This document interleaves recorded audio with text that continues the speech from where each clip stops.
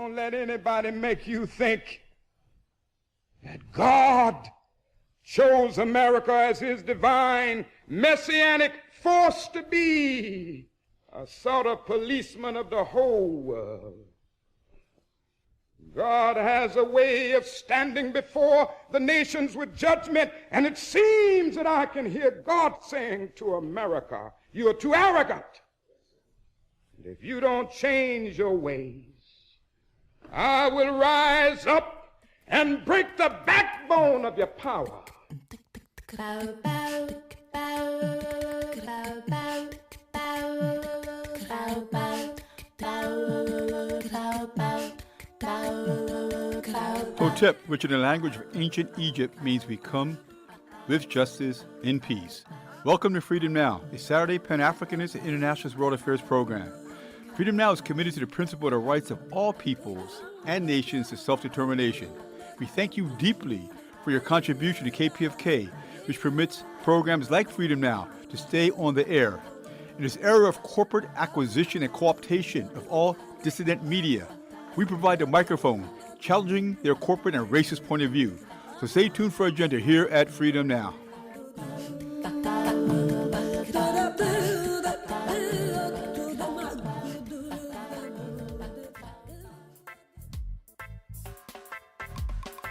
Habari Gani. This is Sister Tej with Freedom Now's agenda for the week of June 6, 2026. Today is Nick Gabaldon Day in Santa Monica at Tower 20 until 1:30 p.m. And Nick Gabaldon was an Afro-Mexican surfer, and to honor our community, the Black Surfers Collective kicks off its 14th summer series of Pan-African Beach Days, which our ancestor Didan Kamati had started a few years prior in 2009 with a small group of people over at Dockweiler Beach.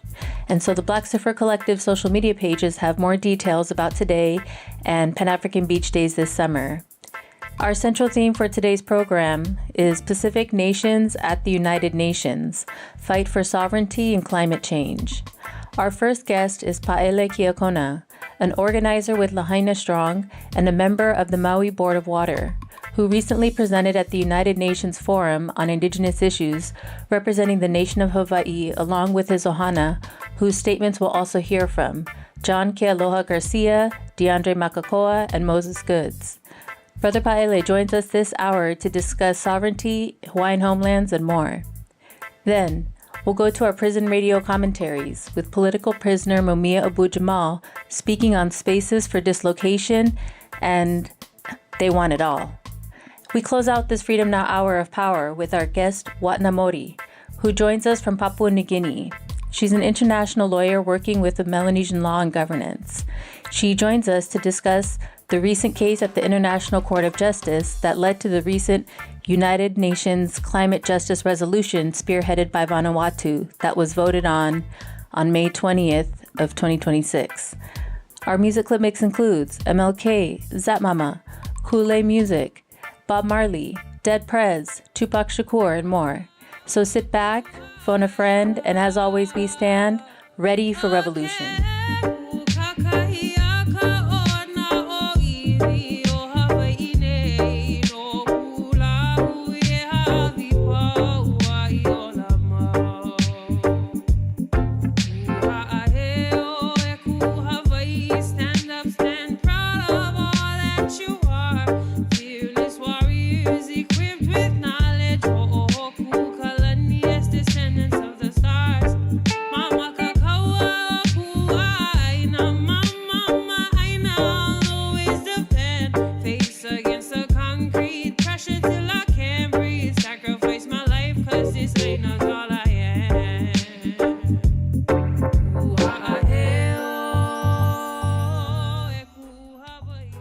And now you'll hear 4 brief statements made by the Nation of Hawai'i delegates on April 24, 2026 at the United Nations. First is John Kealoha Garcia, then DeAndre Makakoa, then Moses Goods, and Pa'ele Kiakona. The representative of Nation of Hawai'i seated in nameplate 42, Indigenous Peoples Organization. Aloha, Madam Chair, Special Rapporteur on the Rights of Indigenous Peoples, NRIP members, and all delegations. We ground our position in U.S. Public Law 103-150, which acknowledges the illegal overthrow of the Hawaiian Kingdom and affirms that our Hawaiian national sovereignty was never relinquished. Almost 33 years later, Hawaii remains unaddressed within formal United Nations processes as an active case of unresolved decolonization. Since our last engagement with the UNPFII in 2023, the nation of Hawaii continues to operate as an independent indigenous sovereign government. At our sovereign land base, Pu'u Honua o Waimanalo, the nation of Hawaii engages in Ahupua-based restoration through Aina Days, where community members help with restoring ancient lo'i, taro patch, and agroforestry, and collaboration with Go Farm Hawaii and other organizations to strengthen local food systems. This work restores our relationship to land, water, and one another through our own systems of stewardship. We are advancing local economic development through community markets and makeke on our sovereign lands, restoring indigenous systems of exchange, grounded in reciprocity and aloha. In parallel, we continue to build international relationships with other indigenous nations through diplomacy and peace and friendship treaties, and also with governments and businesses in Southeast Asia.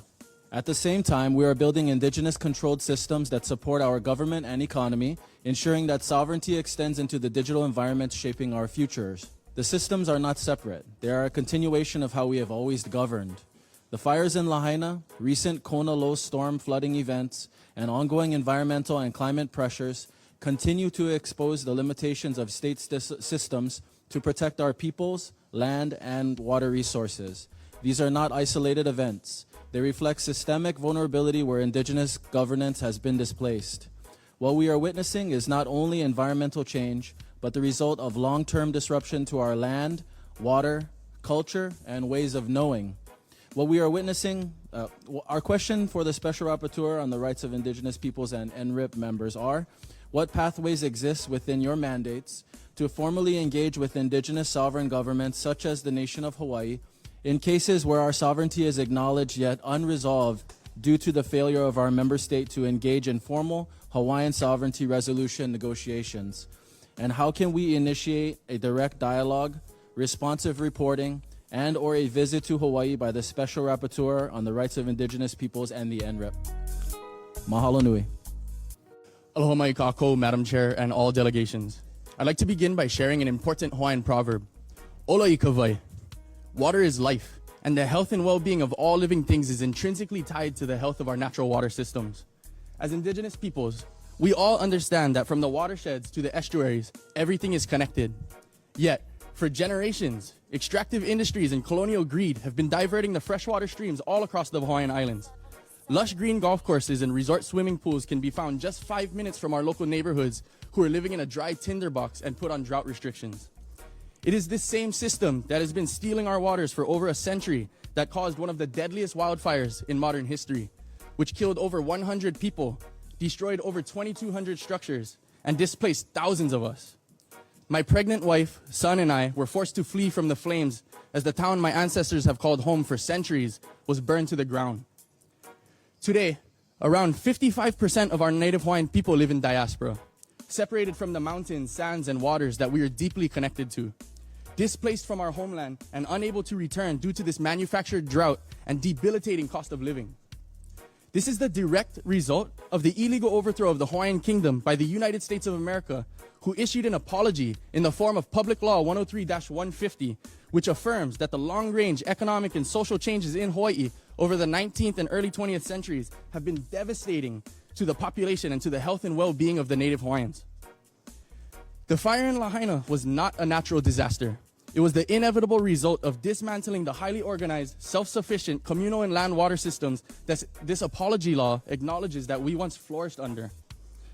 We humbly recommend that the Permanent Forum, the United Nations, and member states recognize water diversion in Hawaii as a violation of the human right to health and water, support the upholding of the Hawaii State Water Code, and call for a human rights impact assessment specifically focused on water equity in Hawaii. We also urge coordination between the special rapporteurs to conduct a joint mission to Hawaii to witness the front line of indigenous displacement firsthand. The most frustrating part about all of this is that we know if we had the free, prior, and informed consent to manage our lands, waters, and resources, then our home would be flourishing right now. Another Hawaiian proverb is "Ika wā mā mua, ika wā mā hope." The answers to creating a better future can be found in our past. We don't need AI, artificial intelligence, to solve our problems. We need AI, ancestral intelligence. Indigenous wisdom knows how to manage this planet best. And the way we save this planet is by standing in solidarity as a global indigenous community and enlightening the rest of the world to this truth that is inherent to all of us. Mahalo nui aki aloha no. Is Moses Goods. I'm an actor and a storyteller, and I speak on behalf of the nation of Hawai'i to affirm that the human right to health includes something too often ignored, the right to remain who we are. For Native Hawaiians, language is not just communication. It is memory, it is identity, it is medicine. My grandfather, George Kanawai Pi'ilani, was born in 1889 into the Kingdom of Hawaii.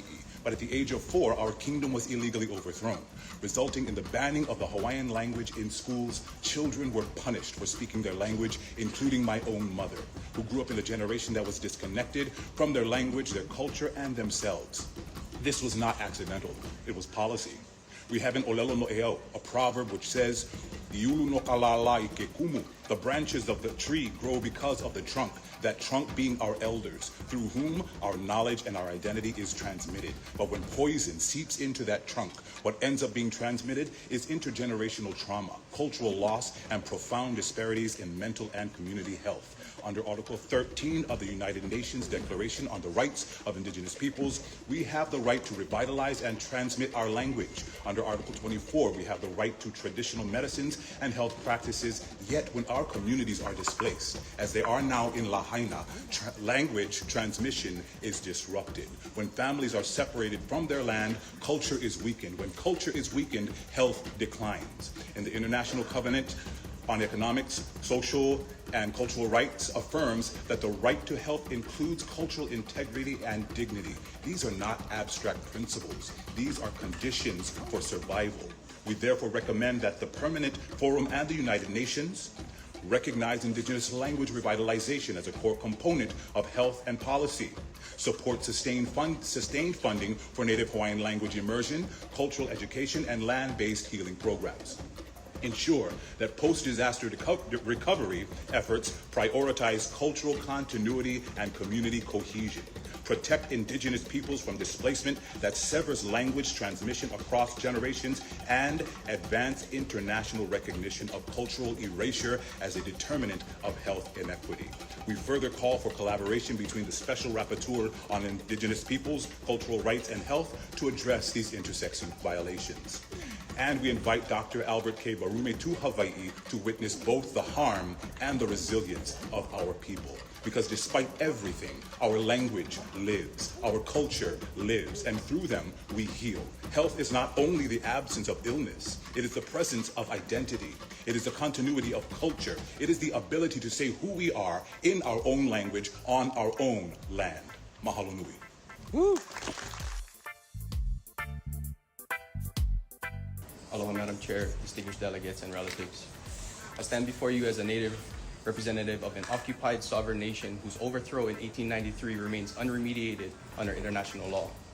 Many know our homeland as the 50th state of the United States, but we know it as the nation of Hawaii. I'm here today representing my hometown of Lahaina, which in August of 2023 was devastated by wildfire. Lahaina, once the capital of the Hawaiian Kingdom, now has the reputation as the place where the deadliest wildfire in recent U.S. history took place. More than 13,000 people were displaced and scattered overnight, including Native Article 12 of the United Nations Declaration of Rights of its Indigenous People. But decisions still have been made without us, disregarding both Articles 19 and 32, leaving us where we are today. Lahaina was reopened only 2 months after our fire, despite 18,000 people signing a petition to dispute the decision. And this points to a broader pattern that has been going on for generations globally. To some, this may look like oversight, but to us, it's just part of the same system that has always forced more than half of our Native Hawaiian population to live far from our homeland. And we believe the prolonged displacement of our people demands international scrutiny on the highest level. We respectfully request that the United Nations investigate the human rights and health impacts of the Lahaina fires and their aftermath to ensure rebuilding is indigenously led and compliant with the free and prior and informed consent, and to recognize the ongoing displacement of the Native Hawaiians as a violation of international human rights. We also want to extend a formal invitation to Special Rapporteur of Rights of Indigenous People, Dr. Albert K. Barume, to conduct an official visit to Hawaii. To us, Lahaina me kapai aina o Hawaii is a test of whether indigenous people will be protected or erased under the guise of recovery. Our people are still here, still standing, and still fighting, and we're not going anywhere. Aloha. This is Sister Tej with Freedom Now, KPFK 90.7 FM in Los Angeles, part of the Pacifica Radio Network.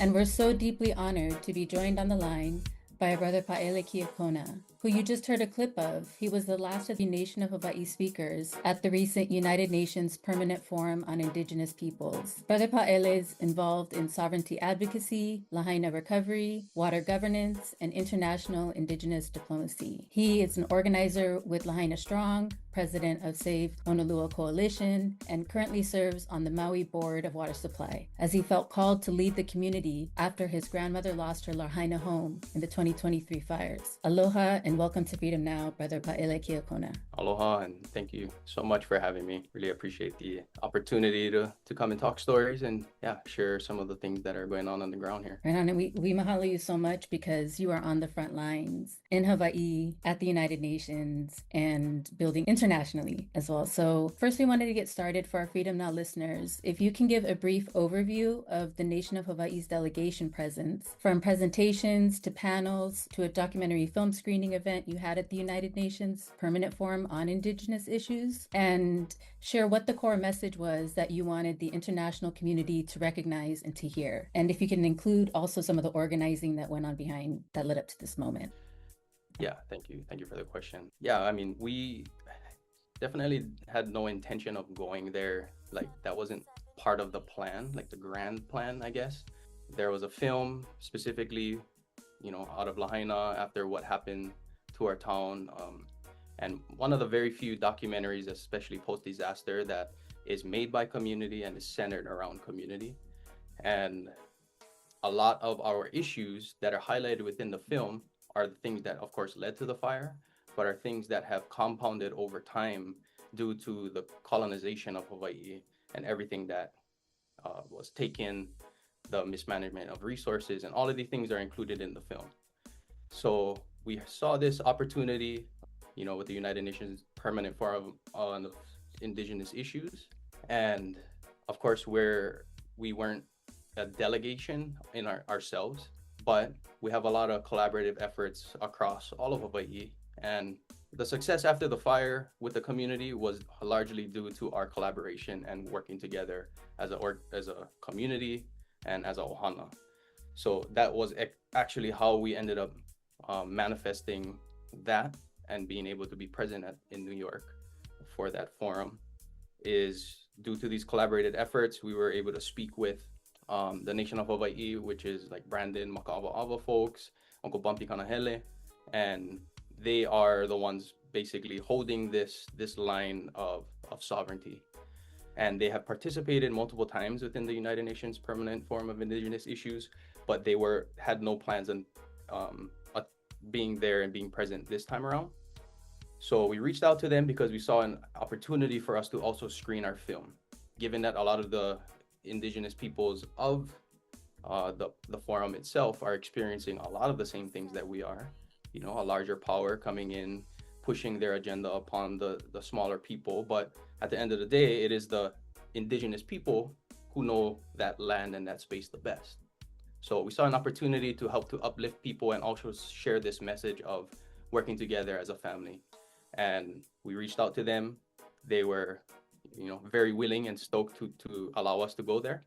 So part of our team with the film now basically turned us into an extension of the Nation of Hawaii delegation. And that is how we went there. And that message, like I said, just community, making sure that we're not overlooking what is truly important. Take away all of your Western luxuries. What do you have left? You have the land around you and the resources that is there. And that's the reality that you have to face sometimes, especially after disaster. So that was the message we wanted to share and highlight also. And it played right into, giving our interventions itself. And the message basically the same as what it was in the film. And there was a lot of hard work from our team of like Amber and Keely, who are both part of the film, the impact producers for the film. And yeah, they worked night and day to get us all signed up and ready to go. We needed to make sure that we were representing ourselves well, that we weren't just walking in there without a clear understanding of how things flowed there. So yeah, it was an amazing opportunity. And hopefully it is something that lives far beyond just those few minutes that we were able to speak, and for the film that we were able to scream afterwards. Right. And it was such an honor to be there, standing behind you also and watching your solidarity with the young brother from Aotearoa, New Zealand as well. And just being in that space of all of the Indigenous solidarity, that was very, very, very powerful regarding just Indigenous sovereignty as well around the world. Yeah, it was amazing just to see all of the Indigenous peoples, and especially once they started to speak their passion and what they're facing, it just sounded like another day in Hawaii. You know, we got an Indigenous culture and a culture here that is largely overlooked, but utilized for financial and capital gain. They want just the pretty parts of our culture, but do not want to encapsulate and help to uplift and even manifest some of what else is included in all of our cultures. So it was amazing to stand shoulder to shoulder, even with people that weren't from Hawaii, that were just brothers and sisters from across the world that understand how important it is to take care of the land around you. So we want to also tap into the Hawaiian sovereignty movement. What can you share with our Freedom Now listeners about its activity? Yeah, it is a touchy subject and a hard one to get, an answer towards. There are so many movements happening all over Hawaii, and more or less people are trying to move in the same direction. But for people who are unaware, Hawaii was once an independent sovereign nation who was forcibly overthrown by the United States businessmen who organized a coup, gathered a bunch of resources, utilized the military, surrounded our Queen's palace at the time, and threatened to open fire unless she was to sign Hawaii over to the United States. And, since then, we've basically seen Hawaii turn into this luscious, beautiful place where, the diversity of wildlife was exceptional. It was a beautiful place. Even just as I was a kid, things were a lot different, a lot more vibrant and full of life. And at one point in time, Hawaii housed over 2 million people, and we were able to sustain ourselves 100% without any Western contact, without any Western aid. And we were able to navigate throughout the Pacific using nothing but the elements around us, the stars, where they would rise and set, where the sun rises and sets, the tides, the winds, the waves, the swells, the birds, certain types of birds, which way were they flying, like all of these little things were incorporated into that. So we were by far very advanced for a nation who only had the resources around them to utilize. And all of that went out the window once we were forcibly overthrown. And since then, we have been actively trying to restore that sovereignty, because 90% of the issues that we are facing in Hawaii right now are largely due to the system that has forced their way into Hawaii. This capitalistic mindset of, me, my, and I. But that is not how we get through this, because that's what we saw after the fire. Everything, all of our issues with one another went right out the door. And for us to survive, we needed to take care of one another and what was around us. So, that also is incorporated into the film. But when it comes to sovereignty in itself, the longer, the more that we continue on through time, it's harder to think about it and manifest that, just because now in Hawaii, over half of our Native Hawaiian population were forced to move from this place. So given that statistic, who takes up the space now that they're gone? And it is people who do not really, wouldn't say not fall in line, but they do not see eye to eye with us. They only want Hawaii for its beauty. They want to put their home right up against the ocean. But us local people, we want to protect, right? For us, that's what sovereignty looks like. Us having the ability to say and do what we need to do for our place to survive, because at the end of the day, if the ships stop coming and the planes stop flying in, we're screwed. We import 80 to 90% of our food now. We have enough food to supply us for about 4 days. And if we ration that, for a little bit longer, but at the end of the day, if the whole world just was like, forget Hawaii, let's not help them at all, what are we going to do?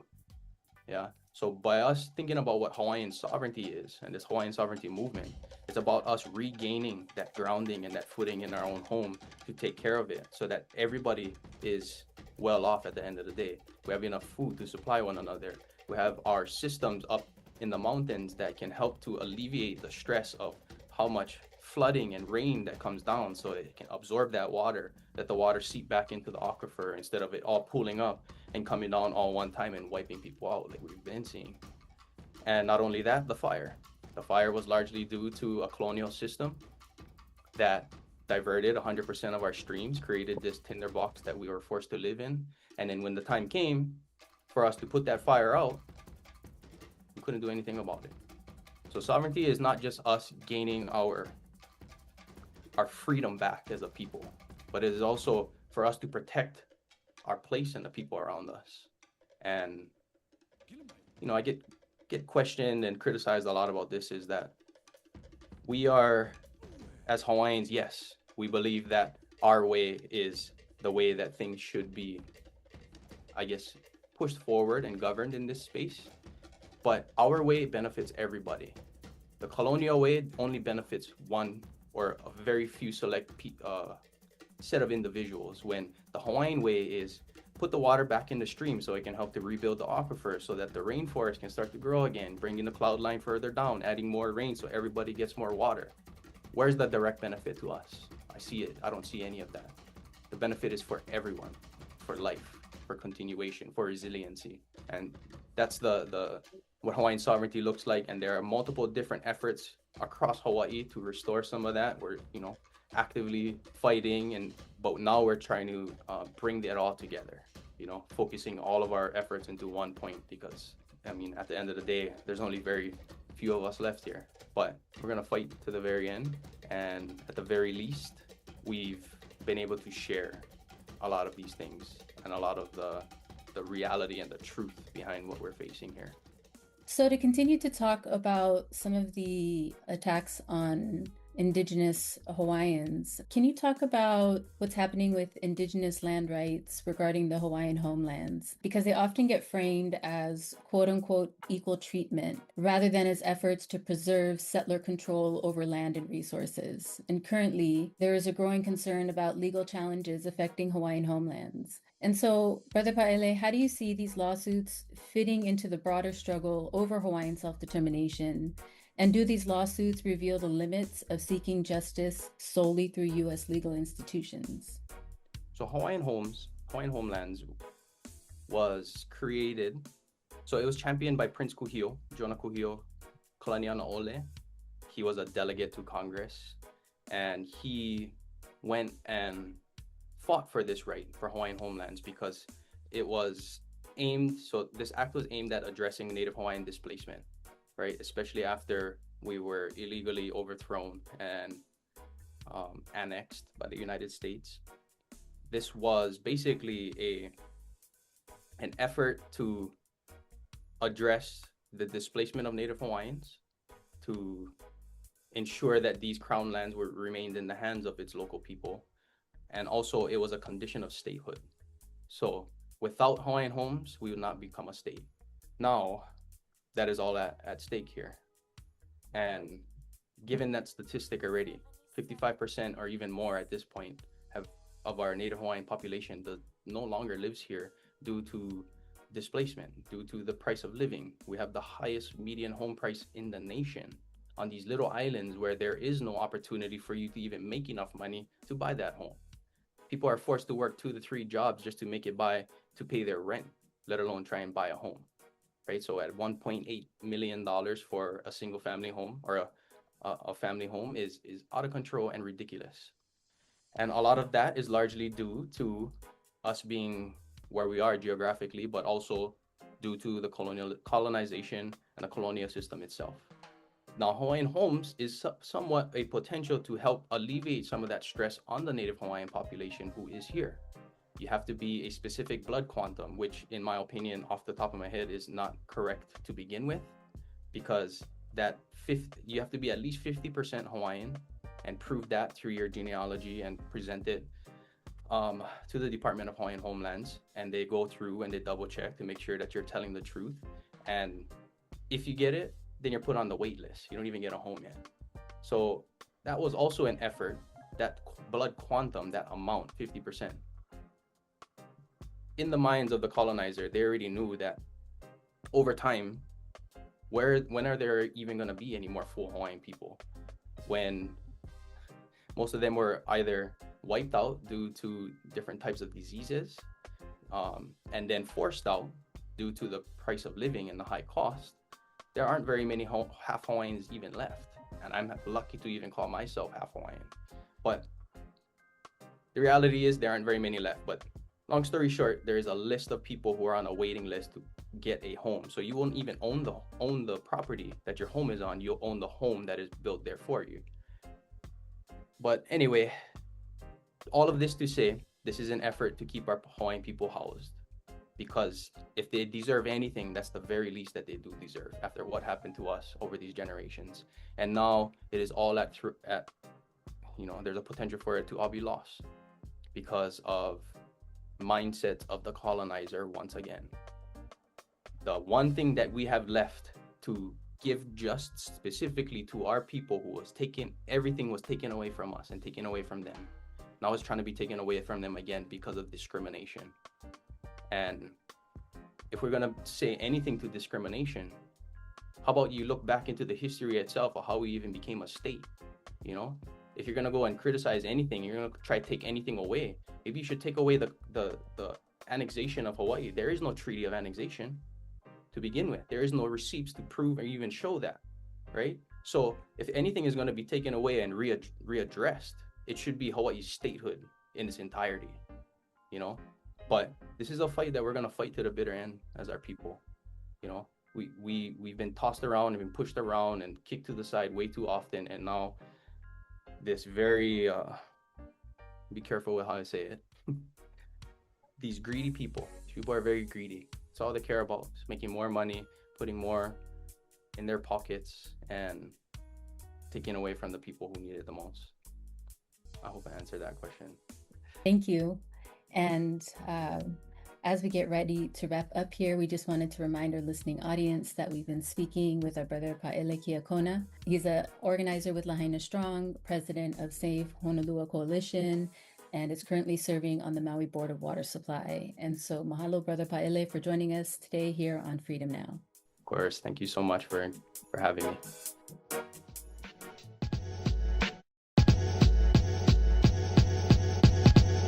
And up next are prison radio commentaries. We're in a moment right now, and I gave him my epoch speech about this is a turning point in the nation's history. And for the first time, Capitol has, you know, they've got the whip hand, and they're whipping, and they're trying to get it all.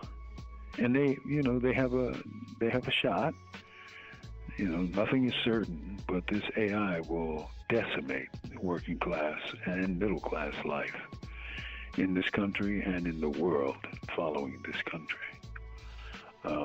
Because Capitol can, for the first time, you know, take the lion's share of the profits and screw the working class because they don't need human workers as they have before, you know. And, you know, this is like, and I told him, this is like the Griftopia age where everybody is stealing the largest amounts their hands, their pockets, their mouths can carry. Because this is that moment. And Capitol recognizes it, you know. And I think the whole idea behind sentient yet non-human labor was to deprive the working class and the middle class of everything they needed for life so that they would be more servile. And this is that moment now. This is that moment. And we're about to see something, I think, perfectly monstrous in the months and years to come. And they could not have a more perfect exemplar and avatar in the fat boy, Donald Demon Trump. And, because he's grasping with both hands and taking it all and throwing it down his gullet as quick as he can, because he wants it all, These commentaries are recorded by Prison Radio. Well, in that moment, in that time of complete dislocation, people can get together and create new spaces for the dislocations that are coming. And only people can do that, because it's only in people's human interest to do that. And once they do that, new things are born. I remember reading about the French Revolution, and, they had strikes, and they had, real big groups of people gathering in resistance. And, in many ways, the old France was transformed. And when you think about even something like the MOVE confrontation in Philadelphia back in the 1980s, during those periods of high tension and high stress, people didn't recognize that crime fell. You know what I mean? Now, part of it was because part of the city was occupied by huge numbers of cops. But it's also that people were looking in ways and at things they had never seen before, right? And when people turn their attention from the individual to the collective, they see things that their minds has never prepared them to see. They see people working together, fighting together, and struggling together against the state. When that happens, consciousness will change. For some of us, it'll expand, and people will sense and see and begin to taste and smell new possibilities, new ways of living with each other, and new ways of resistance to the empire and the billionaire class and the ruling clique. That will be transformative. That will be transformative. And, it answers the question about why is the fat guy organizing military to attack Americans internally and non-Americans externally. Because military is the tool, right, of force. It is the state using force to intimidate others so that they can steal better, quicker, more voluminously. We used to say back during the Iraq War days, no war for oil. Now, what are we seeing before our very eyes? Venezuela, it was all about oil. Because when they gave this cat, billions and billions of dollars in oil, he was happy as a cat on a hot tin roof. He was like in heaven. And I got so much oil, I don't even know whether to drink it or just sell it to somebody and make money, When Iran talks about, and they gave a few tankers to these people, they went cuckoo with delight, because oil equals money. Money equals capital. And to capitalists, the most important thing on the planet is capital, not people, not things even, but capital, because it makes them richer. And that's their only interest. That's the world we're looking at. But it can be changed if people organize, get together, fight not against each other, but fight together against the powers that be. With love, not fear. This is Mumia Abu Jamal. These commentaries are recorded by Prison Radio.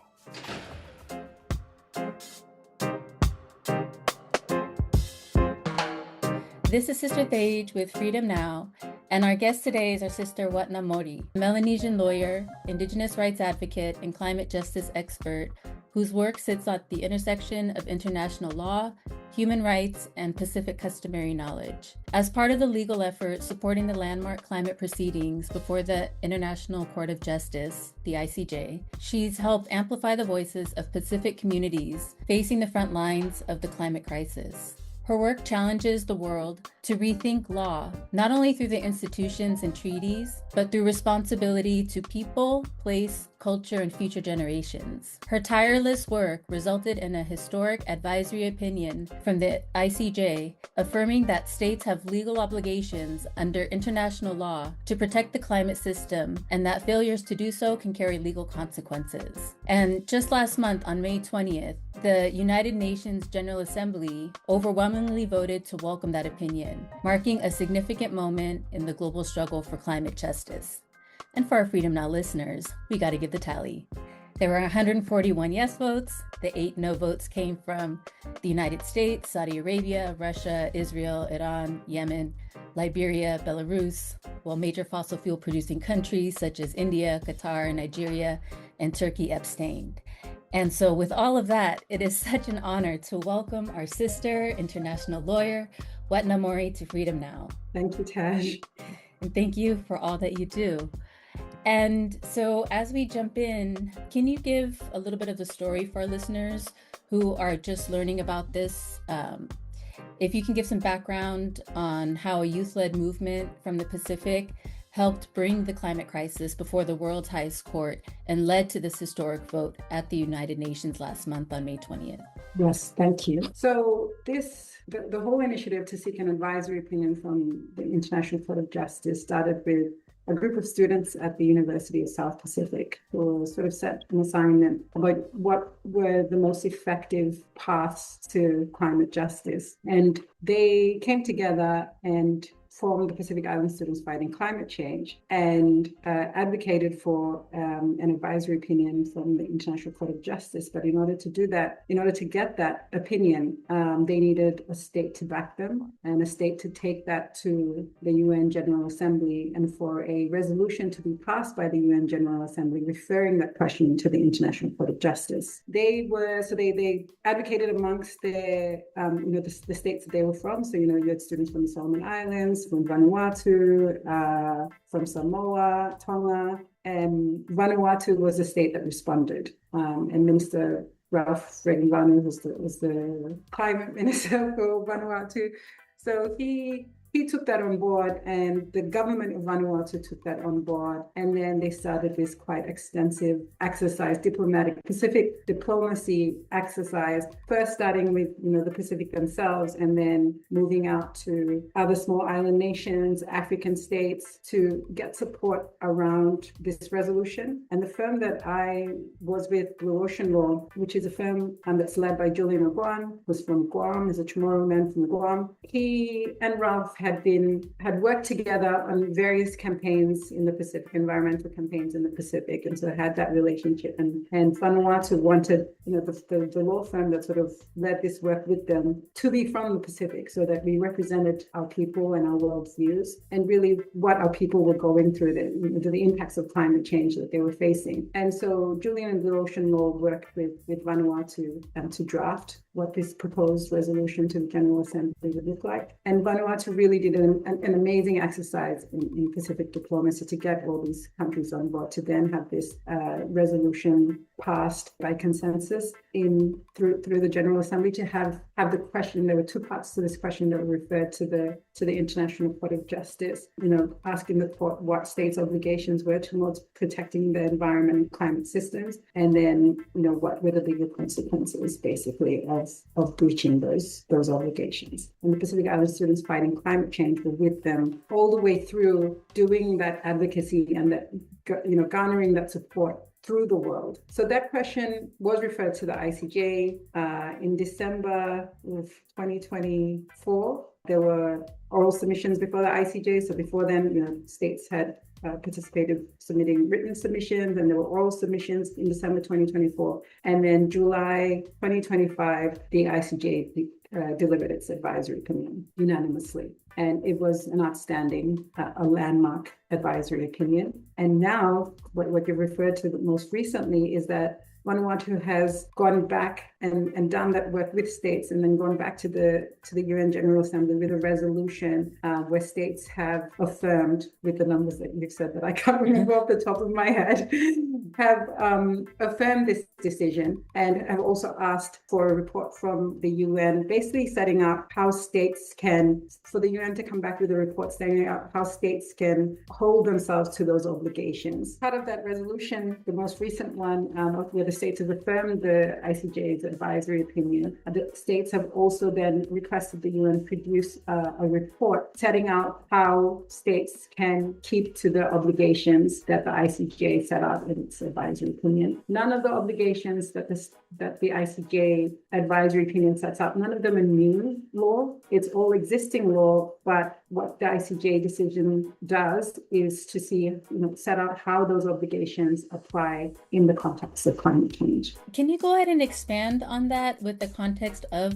climate change, and what are the measures for accountability? So I think one of the most So the ICJ set out what were the sort of the key international treaties that applied in climate change. It wasn't exhaustive. It said there were other treaties that applied, but it sets out the foremost international treaties that are applicable, and then it talks about what customary laws are applicable. So customary international law are laws that are not in treaty, but that states have shown through their practice and as well as their behavior that they find that this law is binding. So even if you're not party to a treaty, if there is a customary international law, even if you're not party to a treaty, you're still bound by that law. So one of the customary international laws that the ICJ said was one of the core laws that were applicable in climate change was this duty to prevent transboundary harm. And in the past, some of the arguments around this, I mean, it's still present now, but the ICJ decision as well as this resolution now makes this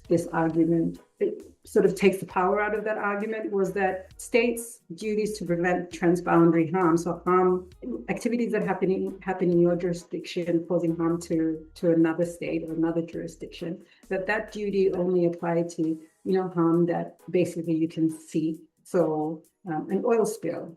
So the oil spill might happen here, in one state, but the impact is faced in another state. And that for climate change, this was not possible because the whole rhetoric about climate change being caused by everyone, and everyone is responsible for it because we've all let out greenhouse gas emissions, and who's to say which greenhouse gas emission belongs to whom and which one is causing the climate impact. That argument has basically been laid to rest by the ICJ, who said that obligation, that customary duty, applies also to climate change. So that's been, I think, one of the most important findings by the ICJ. And the ICJ named fossil fuels as the biggest contributor to greenhouse gas emissions and therefore to climate change. And the ICJ also talked about, emissions that are not just Scope 1 and 2 emissions, or emissions within your own jurisdiction, but emissions that come from you producing fossil fuels, and that the emissions that eventually arise from those fossil fuels to whichever country that fossil fuel ends up going to and being burned. So those are Scope 3 emissions.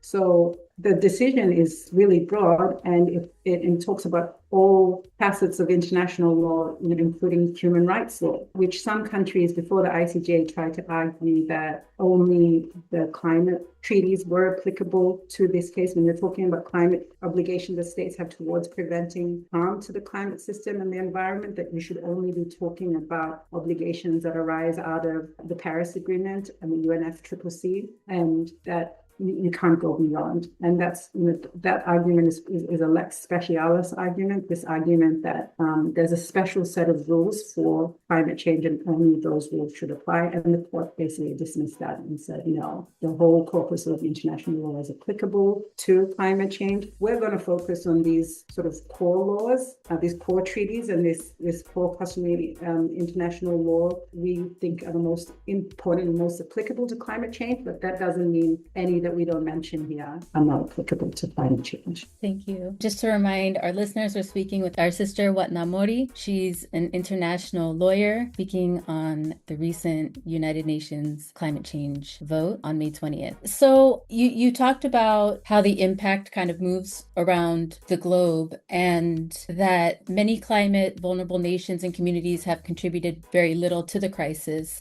yet face some of its worst impacts. And so what does this mean for climate justice for those communities on the front lines today, now that this vote has come to fruition? And if you can also tie into that, how does this opinion look through a Pacific and Indigenous lens? So the advisory opinion from the ICJ, that, it's not binding per se, and neither is this resolution, right? But they're both, the ICJ is the highest court in international law, in state relations. So I think, and a lot of people, a lot of other lawyers are saying this, is that it's almost like there's no point talking about it being not binding really, because if it's the highest court, it's coming with a lot of persuasion and a lot of strength. So we're wasting our time really talking about whether it's binding or not. We should basically, for all other intents and purposes, it is binding, and we should act like that. And the resolution only affirms this. So if you've got a resounding resolution, what were the numbers? 114 yeses? 141 yeses, 8 noes. Yeah. Mm-hmm. So if you've then got a resolution on top of that saying that we affirm this, and we're going one step further and we're saying let's get a report about what that means, what those obligations mean, how do states keep to those obligations. So if you've got that, it's really arguing about whether these two instruments are binding or non-binding, the advisory opinion and the resolution. There's really no point to it, and most people are taking that as, and I may also be, in the choir because I'm hanging around with a lot of people like myself, but we're taking that as a binding decision, and now we've got the resolution that's adding even more weight to it. And in terms of how customary international law develops, that's two opinions now. So it's, for customary international law to develop, you have to have state practice, and then opinio juris, which is basically, in the opinion of states, this is a law. And we've got an advisory opinion that went to the ICJ with a resolution, overwhelming resolution from the UN General Assembly. We had the most participation in any ICJ proceedings ever from states before the ICJ, and now you've got this overwhelming support for this resolution affirming this ICJ advisory opinion. So that's already taking you towards establishing customary international law. So whether a state has said that this is binding or not, once you've got it established as customary international law, then you will be bound by it. So that's amazing. And then in terms of the communities that we work with, so I worked on submissions for Vanuatu and the Melanesian Spearhead Group, which is a sub-regional body that has Papua New Guinea, New Caledonia, or the Kanak people of New Caledonia, Solomon Islands, Vanuatu and Fiji as member states to it. And the work we did with communities, there's a lot of, and it's important that this kind of work is led by Indigenous peoples themselves when we work with our own Indigenous communities, because there's a lot of discussions you have to have with communities that are really, like one of the communities I've worked with for a long time is in the middle now of their fifth relocation that is purely done by themselves, supported by themselves, planned by themselves. They're not getting any government support, any UN, NGO support, nothing like that. So it's really difficult to have these conversations with them about this ICJ advisory opinion, which is, it's amazing, all the things that I've just said previously in this interview. But what does that mean for them on the ground? It doesn't mean anything for them right now. It's not going to assist them with the relocation. It's not going to assist them with getting clean water. That doesn't transpire for them. But as Indigenous people, they're doing 7 to 10 generational planning all the time. So they know that even though this is not going to bring them immediate impact, that it will lead to something for their future generations down the line.